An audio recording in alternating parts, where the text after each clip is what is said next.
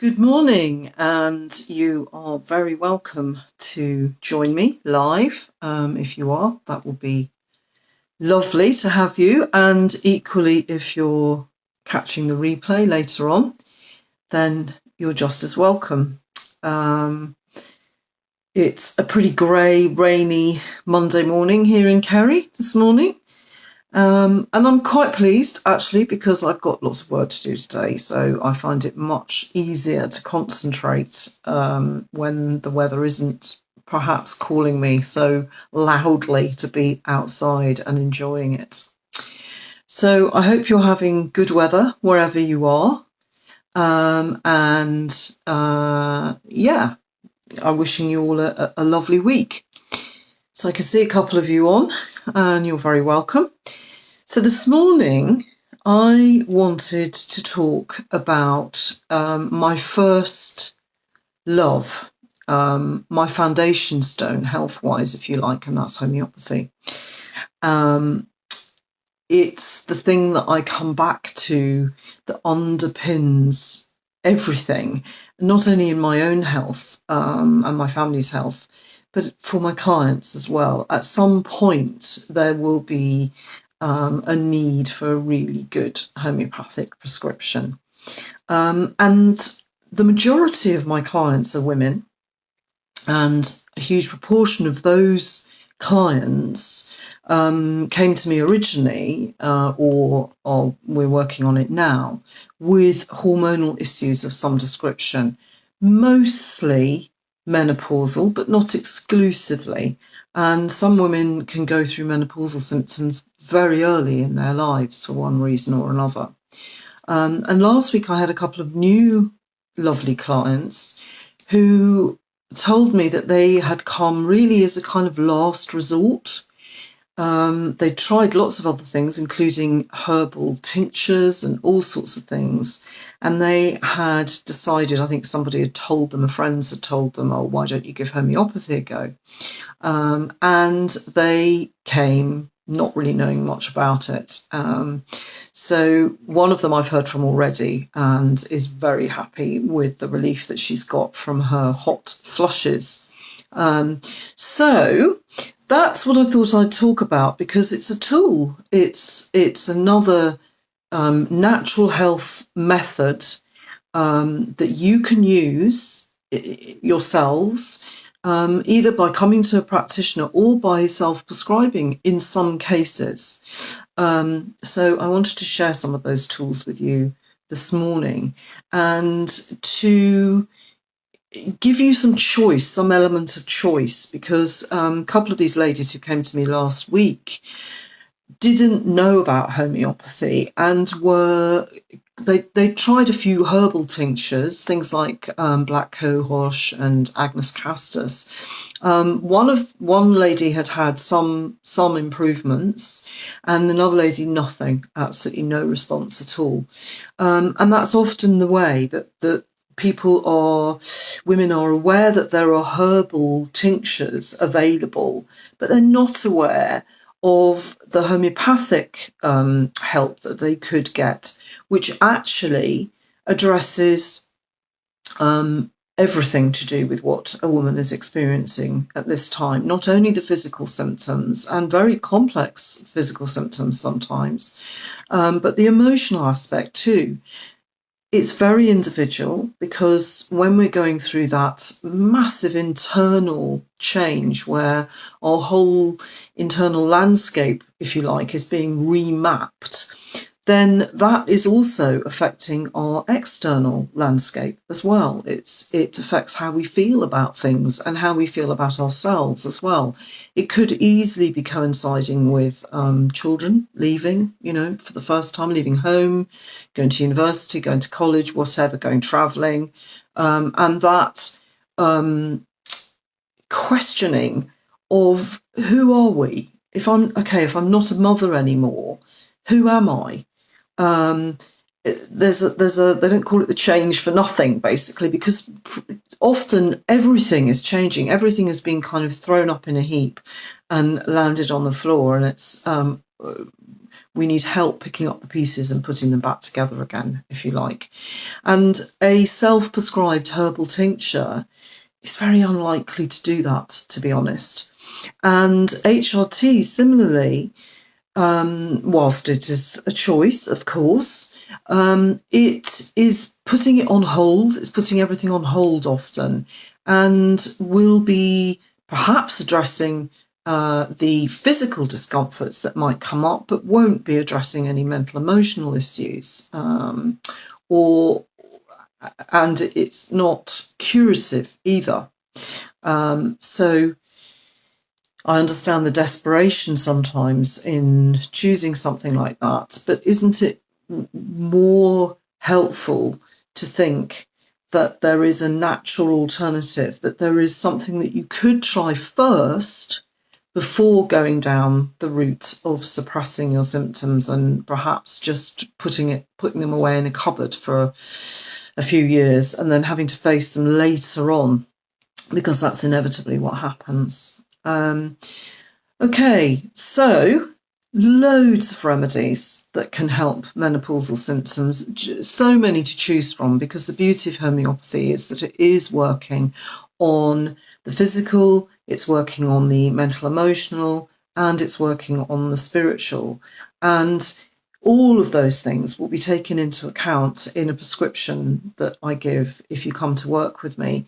And also, there are a lot of things that come out to play when we're going through these changes that can really show us what big patterns of behaviour are perhaps not serving us any longer, aren't appropriate anymore. Now we're changing our internal landscape and our outside landscape. So using the coaching and QTT skills that I also work with in conjunction with a homeopathic remedy can make a massive difference.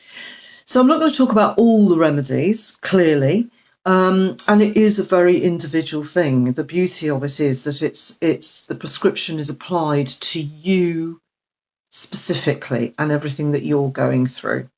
But my three kind of top remedies, if you like, would be sepia, lachesis, and pulsatilla. They're three fairly commonly prescribed remedies for various different aspects of going through the change, going through any kind of hormonal change. Sepia, I have to say, is my absolute favourite, and I've done a full video which you can find on my Facebook page, actually, going into a lot of depth about this wonderful, wonderful remedy. To summarise it, for me, it's the kind of archetypal, worn out, fed up, feeling underappreciated woman. Somebody who is exhausted, doesn't matter how much sleep you have, exhausted, everything's an effort, and that exhaustion and effort can cause us to feel very irritable, very impatient, easily triggered, can be very tearful, but tearful more from a kind of frustration point of view, just haven't got the energy to do anything else or to respond in the way that I would normally respond. I want to be on my own. I don't want to be on my own forever, but I want to be able to invest in myself, but I can't seem to find the time, and that's making me cross as well. I do feel sorry for myself, but I don't look to other people necessarily to give me comfort. In fact, I would actually say I don't really want people near me. I don't want to be touched. I want to be on my own, and I want to just be able to do my thing. There's lots of internal slowing down, sluggishness. So things like thyroid issues, which can often be triggered by menopause or other times of hormonal change. Underactivity, basically, underactive thyroid issues. A feeling of heaviness and everything being lax, being soft and no strength to it. So lots of things like prolapses. Periods can be all over the place. You can get a lot of PMS, PMT. Lots of menstrual irregularities. But there's a general feeling of slowing down, sluggishness, and being weepy, irritable, wanting to be on your own, had enough, and domestic stuff, don't want to know about it. Those are some of the aspects of sepia. It's a fabulous remedy, and it can be used for purely on the physical, or it can be used on the mental, emotional, or the best prescriptions would always be for both. So pulsatilla is another big hormonal remedy. Very useful when periods have stopped completely for whatever reason. Very useful actually if you're on the pill already, or the Mirena coil, something where it's pumping synthetic hormones into you that are very progesterone heavy, and therefore telling your body not to bleed anymore. So often pulsatilla can actually get your periods going again if you're suffering from an absence of them from the pill, say, because it's not healthy not to have periods. Might be convenient, but it isn't healthy. Pulsatillas are not quite the same as sepias. Pulsatillas are very weepy, very clingy, very poor me, really need a lot of TLC, lots of hugs, lots of consolation, want people to be saying, it's okay, it's all right, I'll support you, I'll do it for you, it'll be all right. Don't want to be on their own at all, want to be with other people and be helped and supported. What else? Again, lots of menstrual irregularities. Can have lots of painful periods as well. Useful in young girls, actually, who really should be bleeding by now, but aren't for some reason. So it's useful for bringing on periods when they're not happening. And then lachesis, which is, again, big hormonal remedy, but particularly for the menopause, actually. It's a time when I can get very easily triggered into being quite spiteful, quite hurtful, very sharp-tongued, easily irritated, lots of hot flushing, night sweats, things like that. Don't want to be around people because can be very talkative, very difficult to focus on one subject, can be talking very fast and very passionately, and then all of a sudden go off on a tangent and talk about something else. So they're quite hard to keep up with. Really, because of the hot flushes, do not like things around the neck. So might find that they need to loosen the clothing a lot, especially around the neck. Can have lots of very dark blood, lots of clotting and lumps, and lots of very painful cramping or headaches, things like that, in the lead up to a period. And then as soon as the bleed comes, all that goes away. So there's big relief in some kind of bleed happening. So those are three of my top remedies that can be very, very supportive in the menopause. And I can see there's a couple of people there. I can't see who you are, so you might want to say hello, and then I can say hello back. So if you've ever tried any natural remedies to help support you through any kind of hormonal difficulty, let me know in the comments. I'd really like to hear. Doesn't matter whether it's homeopathy or herbs or anything at all. It'd be lovely to know how many people have actually tried something natural before they've gone down a drug route. Oh, good morning, Tina. You're very welcome. Thanks for making yourself known. I couldn't see who you were, and I know, Tina, you're